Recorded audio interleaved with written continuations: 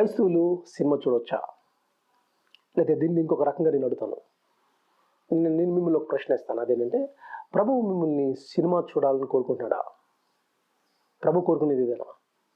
ఇది ఒకసారి మనం ఆలోచించడానికి ప్రయత్నం చేద్దాం. బైబిల్ ఏమంటాడంటే, 1 Corinthians 10th chapter 23rd verse కొరింథీ రాసిన మొదటి గ్రంథము 10వ అధ్యాయం 23వ వచనం ఇట్లా అంటాడు: many things are permitted but not all things are beneficial or constructive. తెలుగులో ఏమన్నాడంటే, అన్ని విషయములందు నాకు స్వాతంత్రం కలదు, కానీ అన్నీ చేయదగినవి కాదు, అన్ని క్షేమాభివృద్ధిని కలుగు చేయవు. సో నేను ప్రతిదీ చూడడానికి, చేయడానికి ప్రతిదీ నాకు చేసే హక్కు ఉంది, కానీ చూసిన ప్రతిదీ, చేసిన ప్రతిదీ చేయదగినవి కాదు, అది క్షేమాభివృద్ధి కలుగు చేయదు అనేది. కాబట్టి మీరు చూస్తున్న సినిమా క్షేమాభివృద్ధిని కలుగు చేస్తుందా? అది కన్స్ట్రక్టివ్గా ఉందా? చూసే స్వాతంత్రం అయితే మీకు ఉంది, కానీ అది కన్స్ట్రక్టివ్గా ఉందా? అది బెనిఫిషియలా? అది చేయదగిందేనా అనేది ఒకసారి మనం ఆలోచించాలి. ఎందుకు అనంటే, అదే కొరింథీ పత్రికలో మొదటి కొరింథీ పత్రిక 10వ అధ్యాయము 31వ వచనం ఇట్లా అంటాడు: మీరు భోజనం చేసినను పానం చేసినను దేవుని మహిమ కోసమే చేయండి అని.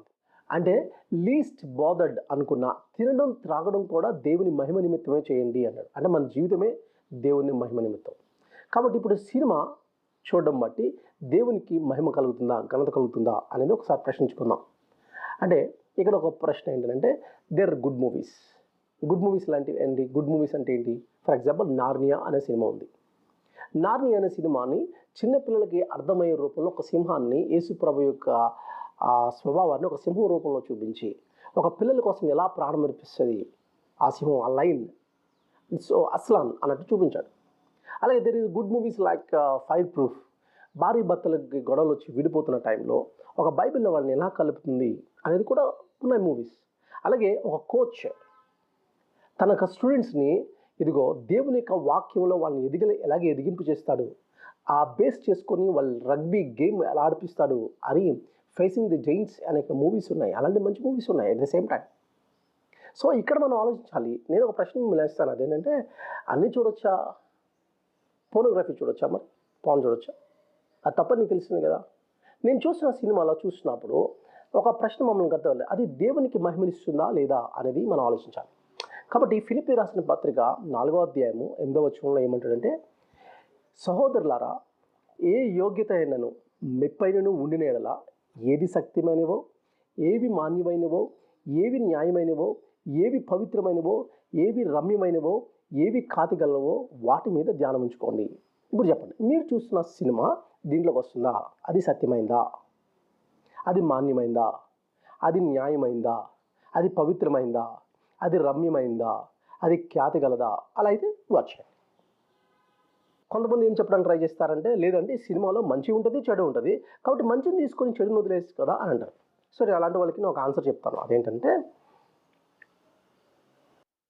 ఒక వాటర్ ట్యాంక్లో నుంచి 2 కనెక్షన్స్ ఉన్నాయి. ఒకే వాటర్ ట్యాంక్ నుంచి 2 ట్యూబ్స్ ఉన్నాయి. ఒక ట్యూబ్లో కనెక్షన్ ఎక్కడికి వెళ్ళిందంటే, నీకు కిచెన్లోకి, అంటే వంటగదిలోకి వచ్చింది. అక్కడ నువ్వు వాటర్ తాగొచ్చు. ఇంకొకటి ల్యాబరేటరీ రూమ్లోకి పెట్టారు, వాష్రూమ్లో పెట్టారు. ఇప్పుడు నువ్వు కూర్చున్నావు, నీకు దాహం వేసింది, ఎక్కడికి వెళ్ళి తాగుతారు మీరు? సేమ్ వాటర్ కదా. మీకు ఖచ్చితంగా తెలుసు, మీరు కిచెన్లోకి వెళ్ళి, వంటగదిలోకి వెళ్ళి తాగుతారు. మరి ల్యాబరేటరీకి వెళ్ళి తాగొచ్చు కదా అంటే, లేదు, అది ప్లేసెస్ డిఫరెంట్ అన్నారు కదా. కాబట్టి నేను సినిమా హాల్కి వెళ్ళి మంచి నేర్చుకుంటాము అని అంటే ఎట్లా ఉంటుందంటే, నేను ల్యాబరేటరీలోకి వెళ్ళి వాటర్ తాగినట్టే ఉంటుంది. నేను మంచి నేర్చుకోవడానికి ఒక ప్లేస్ ఉంటుంది, ఆ మంచి నేర్చుకోవడానికి కాబట్టి నేను వాచ్ చేసిన మూవీలో చెత్త ఉందా? కాబట్టి చాలాసార్లు ఏమవుతుందంటే, అది రమ్యమైందా, ఖ్యాతి కాలేదా, సత్యమైందా, దాంట్లో పవిత్రత ఉందా? అసలే మన యొక్క బుద్ధి ఎట్లాంటిది అని అంటే, స్వభావమే పాప స్వభావం. ఆ పాప స్వభావంలో ఉన్నది ఒకటి స్వభావం, రెండోది ప్రపంచమేమో నన్ను ఎప్పటికప్పుడు పడగొట్టేద్దామని అదేమో నన్ను అట్రాక్ట్ చేస్తుంది.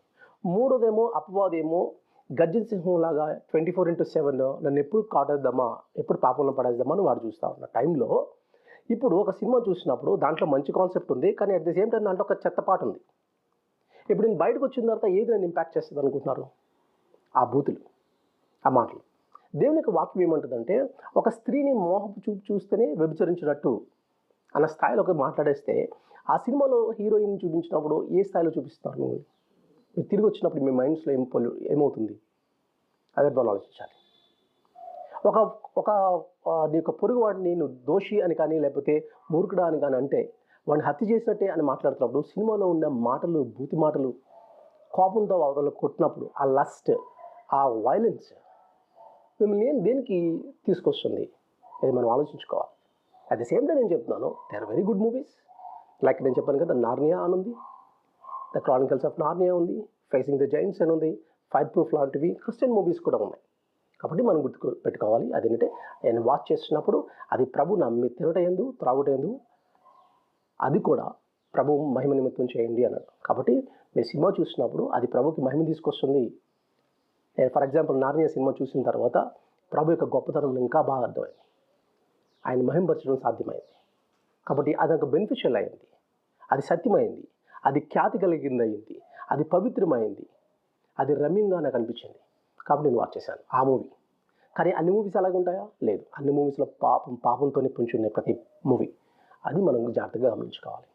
God bless you.